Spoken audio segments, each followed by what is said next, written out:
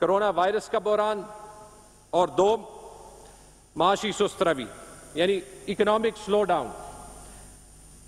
Slow down या जिसको अंग्रेजी में रिसेशन कहते हैं, इसमें हुकूमतें 3 चीजें करती हैं। सख्त फैसले करके गैर जरूरी अखराजात में कमी, टैक्स रिलीफ और डेवलपमेंट स्पेंडिंग पर जोर, और वो इसलिए ताकि मईशत के पहिए चलते रहें। जनाब स्पीकर, 2020-21 का बजट इन्हीं बुनियादों पे बना है और 5 अहम जोज मैं बताना चाहता हूं। 1, सबसे अवलीन तरजीह सेहत का निजाम, और इसके लिए तारीखी बजट मुख्तस किया गया है, क्योंकि चीफ मिनिस्टर साहब ने खुद कहा था कि अगर इस साल एक चीज हमने फोकस करना है तो वो है हमारा सेहत का निजाम। जनाब स्पीकर, 2, 24 अरब रुपए का कोरोना इमरजेंसी फंड, ताकि हेल्थ और इमरजेंसी रिस्पांस के सारे अखराजात, सोशल सेफ्टी नेट यानी एहसास प्रोग्राम और इकोनॉमिक स्टिम्युलस के लिए हमारे पास एक खातिर ख्वाह रकम हो जो हम साल के दौरान इस्तेमाल कर सकें, और अगर जरूरत हो तो इस रकम को और भी टॉप अप करेंगे। जनाब स्पीकर, 3, मुश्किल तरीन हालात के बावजूद हमने तरक्याती बजट का हुजम बरकरार रखा है, क्योंकि इसी से मईशत का पहिया चलता है। जनाब स्पीकर, 4, और यह इसीलिए जरूरी है कि इससे अवाम को भी रिलीफ मिलेगा, और अखराजात में कमी करके उसी रकम को बजट में ऐसे शोबों में मुख्तस किया है जिनसे हुकूमत की सर्विस डिलीवरी बेहतर हो और अवाम को बेहतर सर्विस मिले। जनाब स्पीकर, बजट के नंबर्स पे जाने से पहले मैं 2 चीजों पे थोड़ा सा तबसरा करना चाहूंगा। पहले हेल्थ की बजट, क्योंकि एक ऐसा साल है जहां पे हमें, जैसे हम यहां पे बैठे हैं, हेल्थ पे एक खास फोकस रखना है। 2020-21 में हमने शोबा सेहत में सेटल्ड और जमशुदा अजला के लिए मजमूई तौर पर 124 अरब रुपए का रिकॉर्ड बजट हेल्थ के लिए मुख्तस किया है। सेटल्ड डिस्ट्रिक्ट्स में पिछले साल 87 अरब रुपए, उसके मुकाबले में इस साल 105.9 अरब रुपए हेल्थ के लिए मुख्तस किए गए हैं, और तकरीबन 18 अरब रुपए जमशुदा अजला में। तरक्याती बजट हेल्थ का, उसकी मजमूई रकम एक रिकॉर्ड 24.4 अरब रुपए है, जिसमें 13.8 अरब रुपए सेटल्ड अजला में और 10.6 अरब रुपए जमशुदा अजला में मुख्तस की गई है। सेहत के शोबे के लिए वजीर आला का एक क्लियर विजन है, जो पिछले 3 में उन्होंने बार बार जाहिर किया।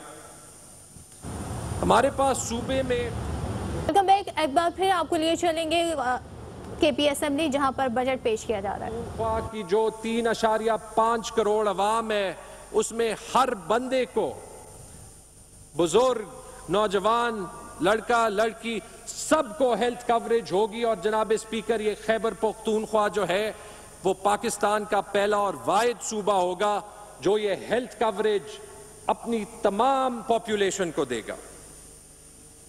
जनाब स्पीकर, कोरोना वायरस से यह जाहिर हुआ कि जो इसका ज्यादा बोझ है वो हमारे बड़े अस्पतालों पे आता है, और इसलिए हमने खास फोकस अपने एमटीआई हॉस्पिटल्स पे करना है, जो पिछले 5 साल में हमारे रिफॉर्म का एक बुनियादी जुज़ रहे। एमटीआई हॉस्पिटल्स के लिए और मजीद बड़े अस्पतालों के लिए कुल 36 अरब रुपए मुख्तस किए गए हैं, जिनमें 26 अरब एमटीआई का रिकरेंट बजट, 4 अरब रुपए मंसूबों की तकमील के लिए और मजीद 6 अरब रुपए का एक खुसूसी ऑन डिमांड फंड, ताकि जिस हस्पताल को इन्वेस्टमेंट की जरूरत हो ये पैसे वहां पे पहुंच सकें। एडीपी के तहत सेहत में हमने बड़े मंसूबे रखे हैं, जिनमें सूबे के तमाम DHQs, THQs, RHCs, BHUs की इंफ्रास्ट्रक्चर और इक्विपमेंट की कमी को पूरा किया जाए और इस मंसूबे में वर्ल्ड बैंक की तरफ से भी 13 अरब रुपए की शरकदारी की जाएगी। जनाब स्पीकर, दवाइयों में हमेशा हमारे निज़ाम में मसला रहता है, उसमें 2 चीज़ें करनी है, उसकी डिस्ट्रीब्यूशन को बेहतर करना है, लेकिन उसके साथ उसमें इन्वेस्टमेंट भी ज्यादा करनी है। और इस साल हमने दवाइयों के लिए 2.5 अरब से बजट बढ़ा के 4 अरब कर दिया है, ताकि दवाइयों की फराहमी में कोई कमी ना रहे।